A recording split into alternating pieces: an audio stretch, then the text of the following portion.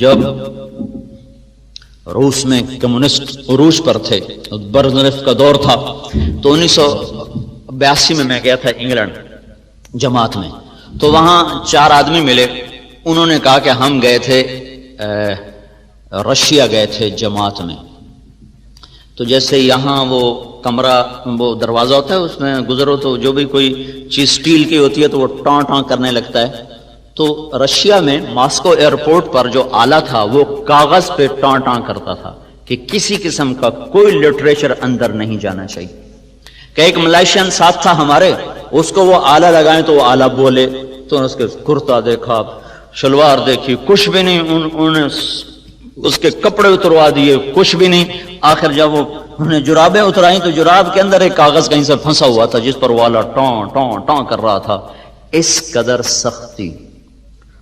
لیکن میرے رب کا نظام کیا ہے کہ ہم ایک جگہ تھے تو ایک بچے نے ہمارا بازو پکڑا، پہلے اس نے دائیں بائیں دیکھا کوئی ہے تو نہیں، کوئی نہیں تھا، تو اس نے بازو پکڑا اور لے کے کمرے میں گیا اور دروازے بند کر کے کنڈیاں لگا کے میرے سامنے بیٹھ کر قرآن پڑھنا شروع کر دی زبانی، اور پھر مجھ سے کہنے لگا اشارے میں کہ تو بھی سنا، تو میں کہ مجھے تو آتا نہیں، وہی 10 صورتیں آتی ہیں، تو کہنے لگے پھر ہم نے وہاں پوچھا کہ آپ لوگوں نے قرآن کو کیسے باقی رکھا، تو انہوں نے کہا کہ جب ہم پر یہ ہوا 1917 میں لینن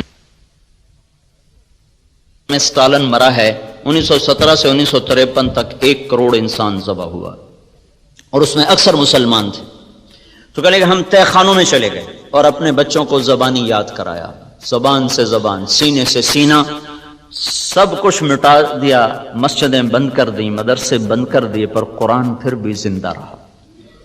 تو اللہ تعالیٰ نے ہمیں نماز عطا فرمائی جس میں قرآن کی تلاوت ہے، اب جتنی مرضی لمبی نماز ہو، اگر قرآن سے ذرا بھی ذوق ہو تو طبیعت تنگ نہ پڑے گی۔ عبد الرحمن تیمی فرماتے ہیں میں حرم میں بیٹھا تھا مکے میں، عثمان رضی اللہ تعالیٰ عنہ تشریف لائے، امیر المومنین تھے اس وقت، حج کا موسم، وہ آئے، ان کے داڑھی سے وضو کا پانی ٹپک رہا تھا، ہاتھ میں جوتا تھا، ایک طرف جوتا رکھا اور میرے برابر نیت باندھ کے کھڑے ہو گئے، اللہ اکبر، کہنے کہ مجھے جستجو ہو گئی دیکھو کیا پڑھیں، تو انہوں نے الف لام میم سے شروع کر دیا، پہلی رکعت الف لام میم، سورت بقرہ گئی، آل عمران گئی، نساء گئی، مائدہ گئی، چلتے چلتے میں نے کہا یہ کہاں جا کے رکوع کریں گے، والناس پہ جا کے رکوع کیا، ایک رکعت میں سارا ہی قرآن پڑھ دی، دوسری رکعت کے لیے بھی کچھ نہیں بچا کے رکھا، ایک رکعت میں سارا قرآن۔ جب تھوڑا سا جی لگ جائے تو پھر نماز ایک مرغوب ترین عمل بن جاتا ہے۔ جب نماز کا وقت ہوتا تو ہمارے نبی فرماتے بلال ارحنا بہا، ارے اذان دے مجھے راحت پہنچا، مجھے راحت پہنچا، جعلت قرۃ عینی فی الصلاۃ، میری آنکھوں کی ٹھنڈک ہے نماز۔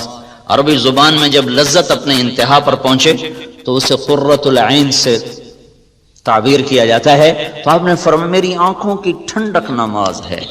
اتنا لمبا سجدہ فرماتے تھے تہجد میں کہ عائشہ رضی اللہ تعالیٰ عنہ متعدد دفعہ سوچ میں پڑ جاتی کہیں انتقال تو نہیں ہو گیا، کہیں وصال تو نہیں ہو گیا۔ اتنا لمبا قیام فرماتے تھے کہ پنڈلیاں سوج کر پھٹ جاتی تھیں اور ان میں سے خون بہنا شروع ہو جاتا تھا۔ چلو ہم اتنے لمبے سجدے دیں، پر اذان پر ایوب ریسرچ بند تو ہو جائے، کلرک سے لے کر پی ایچ ڈی تک سارے نماز کے لیے مسجد میں موجود ہوں کہ یا اللہ بس تیرے در پر آ گئے، حاضر ہیں۔ یہ نماز ایک بہت بڑا عمل ہے جو انسانیت کو صراط مستقیم پر لاتا ہے۔ جتنی نماز میں طاقت پیدا ہو جاتی ہے اتنا ہی اس کے زندگی درست ہونا شروع ہو جاتی ہے۔ بیمار بیج کا پودا بھی تو بیمار ہی نکلتا ہے، صحت مند بیج کا پودا بھی صحت مند ہوتا ہے۔ نمازیوں کی 5 قسمیں ہیں، ابن القیم رحمۃ اللہ علیہ نے لکھی ہیں۔ ایک نمازی وہ ہے جو پڑھتا بھی ہے چھوڑتا بھی ہے، 3 بھی پڑھ لیتا ہے، 5 بھی پڑھ لیتا ہے، 2 بھی پڑھ لیتا ہے، ساری چھوڑ دیتا ہے، ساری پڑھ لیتا ہے، نہ اس کو بے نمازی کہہ سکتے ہیں نہ اس کو پکا نمازی کہہ سکتے ہیں، اس کو جہنم میں پھینکا جائے گا، یہ متہاون ہے، متہاون۔ فویل للمصلین الذین هم عن صلاتهم ساہون، ویل ہے ان نمازیوں کے لیے، لفظ نمازی آیا ہے تو بے نمازی اس سے مراد نہیں ہے۔ کون سے نمازی؟ جو اپنی نماز سے غافل ہیں، پڑھی نہ پڑھی آگے کر دی پیچھے کر دی قضا کر دی، سفر میں ہیں جی کوئی نہیں گھر جاتے کٹھی پڑھ لیں گے، اس قسم کے جو نماز کے ساتھ اونچ نیچ ہوتی ہے ان کے لیے ویل ہے۔ ویل کیا بلا ہے؟ ایک ترجمہ تو ہے بربادی، اور ایک ترجمہ ہے یہ ایک وادی ہے جس وادی کا ایک ایک بچھو خچر کے برابر بڑا ہے، اور جو ایک دفعہ ڈستا ہے تو 40 سال تک آدمی اس سے تڑپتا رہتا ہے۔ تو ایک تو وہ ہیں جو کبھی پڑھ لیتے ہیں کبھی چھوڑ دیتے ہیں، مرضی کے ہیں، تو ان کو بے نمازی والی پکڑ تو نہیں ہوگی، لیکن جائیں گے یہ بھی آگ میں۔ اس شخص کی نماز اس کی زندگی کو نہیں بدلے گی۔ دوسرا نمازی ہے جو 5 وقت کا اہتمام کرتا ہے، باقاعدگی سے نماز پڑھتا ہے، لیکن نماز کے اندر اور باہر برابر ہے، غافل ہو کر نماز پڑھتا ہے، نہ اس کو اندر کا پتہ نہ باہر کا پتہ ہے۔ جس غفلت کے ساتھ وہ فائل پہ بیٹھا تھا اسی غفلت کے ساتھ وہ صف میں کھڑا ہوتا ہے، جس بے دھیانی کے ساتھ وہ گھر سے نکلا تھا اسی بے دھیانی کے ساتھ وہ نماز میں کھڑا ہوتا ہے، لیکن پڑھتا 5 وقت ہے۔ یہ معاقب ہے، معاقب۔ یہ نماز کے چھوڑنے یا غفلت کی وجہ سے جو پکڑ ہے اس میں نہیں آئے گا، لیکن اس کی ڈانٹ ڈپٹ ہوگی، تنبیہ ہوگی، معاقب۔ اس کی نماز بھی اس کی زندگی پر اثر انداز نہیں ہوگی۔ اس میں وہ جواب آ گیا ہے جو نماز پڑھ کے بھی لوگ رشوت لیتے ہیں، نماز پڑھ کے بھی لوگ گالیاں دیتے ہیں، نماز پڑھ کے بھی لوگ یہ کرتے ہیں۔ ایسی نماز کا کیا فائدہ؟ یہ بات تو غلط ہے۔ ایسی نماز کا فائدہ یہ ہے کہ نماز نہ پڑھنے کی سزا نہیں ملے گی، گالی دینے کی سزا ملے گی، نماز نہ پڑھنے کی سزا ملے گی۔ یہ اس سے بدرجہ بہتر ہے جو گالیاں بھی دیتا ہے نماز بھی نہیں پڑھتا، 2 جرم ہو گئے۔ جو رشوت بھی لیتا ہے نماز بھی نہیں پڑھتا، اس کے 2 جرم ہو گئے۔ قرآن کا دستور ہے فَمَن يَعْمَلْ مِثْقَالَ ذَرَّةٍ خَيْرًا يَرَهُ وَمَن يَعْمَلْ مِثْقَالَ ذَرَّةٍ شَرًّا يَرَهُ۔ رائی کے برابر اچھائی کر لو تو اس کا اجر ملے گا، رائی کے برابر برائی کر لو تو اس کی سزا ملے گی۔ اب اس میں سے اللہ جس کو چاہے معاف کر دے۔ تو یہ ایک ہمارے ہاں بات چلی، کیا فائدہ جی ایسی نماز کا؟ کیا فائدہ ایسی نماز؟ ایسے حج کا کیا فائدہ؟ ایسے روزے کا کیا فائدہ؟ سارا دن ہیرا پھیری کرتے ہیں، ایسے روزے کا کیا فائدہ؟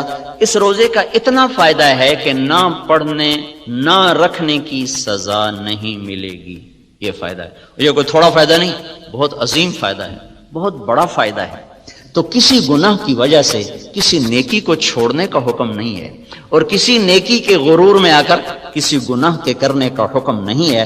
افراط و تفرید سے بچ کر چلنے کا نام اسلام ہے۔ کسی نمازی سے کوئی غلطی ہو جائے، تیری نماز کا کیا فائدہ؟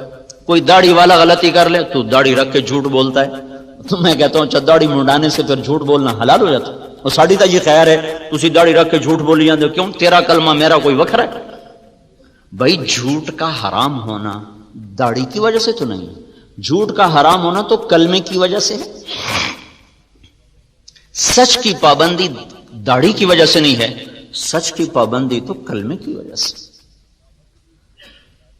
عدل و انصاف کا تقاضا کلمے کی وجہ سے ہے نا، کہ داڑھی کی وجہ سے۔ ان کا جی داڑھی رکھ کے گناہ کریں پھر بڑی بری بات ہے، تو میں نے کہا کلمہ پڑھ کے جو گناہ کرتے ہو وہ بری بات نہیں۔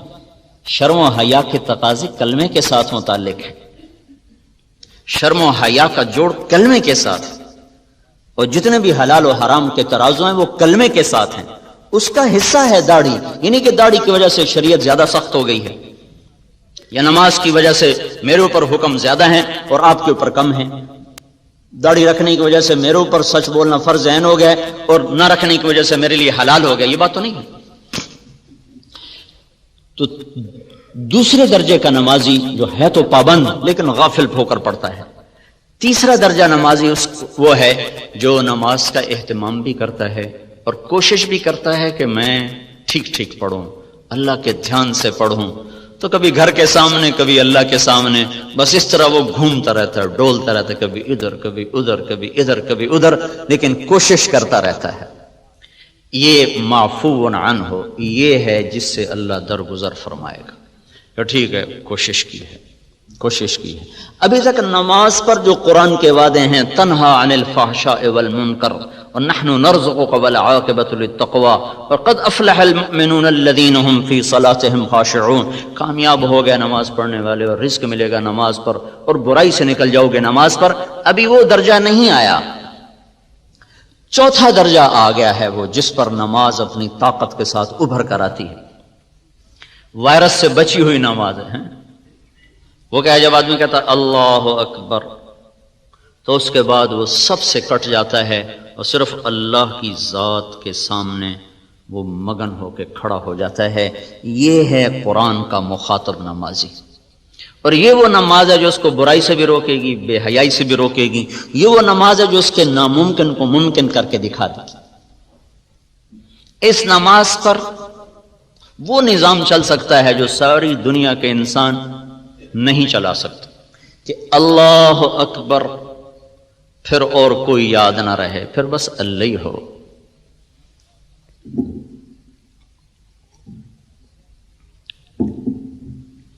عروہ بن زبیر رضی اللہ تعالیٰ عنہ کا پھوڑا نکلا ہے پاؤں میں، وہ آگے بڑھنا شروع ہوا تو طبیب نے کہا کاٹنا پڑے گا ورنہ یہ سارا زہر پھیل جائے گا. تو کہنے لگے کاٹ دو. ان کا پھر آپ کوئی نشہ پی لیں تاکہ کاٹ دیں. تو انہوں نے فرمایا ایمان اور نشہ ایک پیٹ میں کبھی جمع نہیں ہو سکتا. جس پیٹ میں نشہ جاتا ہے اس سے ایمان نکل جاتا ہے. میں نماز شروع کرتا ہوں تم کاٹ لینا. تو ایسے بیٹھ کر انہوں نے پاؤں یوں کر کے پھیلا دیا اور نماز کی نیت باندھ کے بیٹھ گئے. تو اس زمانے میں وہ تیز دھار آلے سے کاٹتے تھے، پھر اس پر گرم تیل پھینکتے تھے تاکہ سارے اوپر والے زخم جل جائیں اور خون بہنا بند ہو جائے. تو اتنے دو تکلیف دہ عمل، پہلے کاٹا گیا پھر تیل ڈالا گیا پھر پٹی، اس سب کے دوران ان کے جسم میں جنبش بھی نہیں ہوئی. سلام پھیرنے کے بعد فرمانے لگے مجھے کچھ پتہ نہیں چلا تم نے کب کاٹا اور کیسے کاٹا. پھر اپنے پاؤں کو دیکھ کر فرمایا اے اللہ تو گواہ رہنا میرا یہ پاؤں کبھی بھی تیری نافرمانی میں نہیں اٹھا. یہ وہ نمازی ہے جس کی نماز پر اللہ تعالیٰ کے وعدے ہیں. نماز پڑھو گے یہ ہو جائے گا، نماز پڑھو گے دروازے کھل جائیں گے، نماز پڑھو گے جنت مزین ہو جائے گی، نماز پڑھو گے فتوحات کے در کھلیں گے، نماز پڑھو گے رزق کھلے گا، نماز پڑھو گے برائی سے نکلو گے، نماز پڑھو گے اللہ کی غیبی تائید تمہیں شامل ہو جائے گی، نماز پڑھو گے ناممکنات تمہارے لیے ممکن ہو جائیں گی. یہ وہ مقام ہے جہاں پر آ کر اللہ تعالیٰ کا غیبی نظام حق میں ہو جاتا. پانچواں درجہ ہے جو بہت خال خال لوگوں کو ملتا ہے، جو اللہ کے نبی نے فرمایا تھا کہ نماز آنکھوں کی ٹھنڈک بن جائے، نماز راحت بن جائے، نماز ساری تھکن دور کر دے. جعلت قرۃ عینی فی الصلاۃ، نماز آنکھوں کی ٹھنڈک بن جائے. یہ مقربین لوگ، وہ 22ویں گریڈ کے لوگوں کو یہ نماز ملتی ہے. جب وہ اللہ اکبر کہتے ہیں تو پھر وہ ساری دنیا سے غافل ہو جاتے ہیں. ابو ریحانہ رضی اللہ تعالیٰ عنہ جہاد کے سفر سے واپس آئے، یا کسی سفر سے، صرف سفر کا لفظ ہے. تو جب رات کو کمرے میں بیوی کے ساتھ خلوت میں آئے تو کہنے لگے 2 نفل پڑھ لوں پھر بیٹھتا ہوں. کہنے لگے پڑھ لو. 2 نفل جو شروع ہوئے، رات ڈھلتے ڈھلتے ڈھلتے ڈھل گئی اور ابو ریحانہ کے نفل ختم نہ ہوئے، یہاں تک کہ مؤذن کی اذان پر جا کر انہوں نے نماز ختم کی، سلام پھیرا تو ان کی بیوی نے کہا ابو ریحانہ یہ کیا جفا ہے، پہلے سفر کی جدائی، پھر کمرے میں رہ کر یہ میرے اوپر زیادتی، کیا میرا حق نہیں تھا؟ کہنے لگے مجھے اللہ کی قسم میں بھول گیا. کہنے لگے اللہ کے بندے ایک کمرے میں بیٹھ کر تو کیسے بھول گیا؟ یہ ہمارے تو لوگ چلے میں جاتے ہیں نا، وہاں بھی روز فون بیویوں کو کرتے ہیں کہ حال ٹھیک ہے آج کی پکائے نے، آج پالک پکائے. چلے میں جا کر بھی یہ جو موبائل فون روز روز. ایک مولوی صاحب سال لگا رہے تھے میرے پاس، کہنے کہ بیوی کا خط نہیں آ رہا، بڑا پریشان. میں نے کہا اچھا ٹھیک ہے دعا کرو. تو کوئی 15-20 دن گزرے تو میں گزرا تو وہ مولوی صاحب جو تھے نا ایسے لیٹے ہوئے، امریکہ سے آئے تھے سال لگانے کے لیے جماعت، تو لیٹے ہوئے لیٹے لیٹے ہنس رہے تھے. اب یقین مانے مجھے کچھ پتہ نہیں، لیکن میں نے اندازہ لگایا کہ لگتا ہے خط آ گیا. میں نے کہا مولوی صاحب کیا بیگم کا خط آ گیا؟ کہنے لگے ہاں آ گیا. اور یہاں ایک کمرے میں ان کو یاد ہی کوئی نہیں ہوا میرے پاس کوئی ہے. تو وہ کہنے لگی اللہ تیرا بھلا کرے، تجھے میں کیسے بھول گئی، تیرے برابر تو بیٹھی ہوں. کہنے لگے جب میں نے قرآن پڑھنا شروع کیا تو میرے آگے جنت کھل گئی، مجھے کچھ یاد نہیں رہا. یہ بھی نماز کا ایک درجہ ہے. پر چلو یہ نہ صحیح، اتنا تو ہو، کوئی ادھیڑ بن تو ہو، کچھ ادھیڑ بن تو ہو. ادھیڑنا ہی ادھیڑنا، بخیے ادھیڑ کے رکھ دیے، کچھ بنے کچھ ادھڑے، اتنی تو ہو جائے نماز، کبھی اللہ کے سامنے کبھی گھر کے سامنے. جب ایسی نہ پڑھ سکیں تو پھر بعد میں اس لیے تو ہے جب آپ سلام پھیرتے تو کہتے تھے اللہ اکبر، پھر کہتے تھے استغفر اللہ استغفر اللہ استغفر اللہ، میرے مولا مجھے معاف کر دے، مجھے معاف کر دے، مجھے معاف کر دے. کون سا گناہ کیا ہے جس پر معافی مانگی جا رہی؟ یہ کیا ہے کہ جیسے تیرے سامنے کھڑا ہونا تھا میں نہیں کھڑا ہو سکا، مجھے معاف کر دے. جیسے تیرے سامنے سجدوں کی ضرورت تھی میں ویسے سجدے نہیں کر سکا، یا اللہ تو مجھے معاف کر دے. تو اللہ تعالیٰ آپ کو وہ سجائے گا، وہ علم آپ پر کھولے گا کہ جیسے آج کا یہاں کا بڑا ڈاکٹر وہ ہے جو یورپ سے امریکہ سے ڈگری لے کر آ رہا ہو، پھر ایک وقت آپ اپنی آنکھوں سے دیکھیں گے کہ وہاں سے دنیا اڑ اڑ کر آئے گی اور آپ سے سیکھے گی کہ ہمیں بھی بتاؤ. 700 سال تک اسپین مرکز نہیں رہا، قرطبہ کے یونیورسٹیاں بھری ہوتی تھی ساری دنیا کے طلبہ سے، بغداد کی یونیورسٹیاں بھری ہوتی تھی ساری دنیا کے طلبہ سے.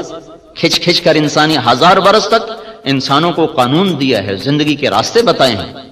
200 سال سے زوال ہوا ہے تو ہم اتنے احساس کمتری کا شکار ہو گئے کہ جیسے ہمارے پاس کوئی سرمایہ کوئی نہیں.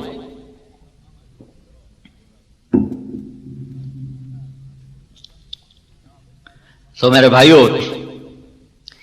ان جو میں نے 15 باتیں اللہ کے محبوب کی بتائیں، جب یہ باتیں امت میں آ جائیں تو ان پر مخلصین بھی ہوں، موحدین بھی ہوں، مصدقین بھی ہوں، جان کھپانے والے بھی ہوں، جب تک معاشرے کا رخ اللہ کی طرف نہیں پھرتا تو یہ ساری محنتیں ان کو اجر ملے گا.